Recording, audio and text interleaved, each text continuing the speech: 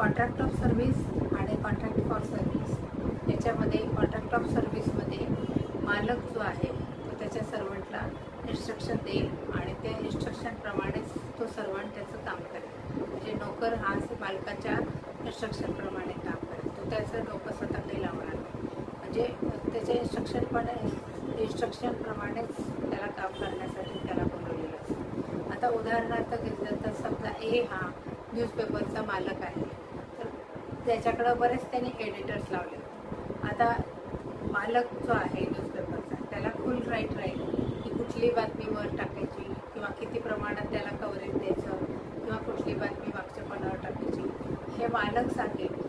त्याप्रमाणेच तो वर्कर जे एडिटर्स त्याने लावलेले आहेत तर ते त्याची बातमी सेट करतील. ते स्वतःहून ते एडिटर स्वतःहून त्याच्यात काही ॲडजस्टमेंट करणार. मालकाच्या इन्स्ट्रक्शनप्रमाणे त्याला काम दिलेलं आहे. ते एडिटरचं काम ते मालक सांगतील त्याप्रमाणे करतात. आता कॉन्ट्रॅक्ट फॉर सर्व्हिस याच्यामध्ये असा फरक आहे की मालक हा त्या नोकराला लावेल, पण तो त्याच्या इन्स्ट्रक्शनप्रमाणे नोकर नाही काम करणार. आता ह्याच्यात आपण एक उदाहरणार्थ बघूया.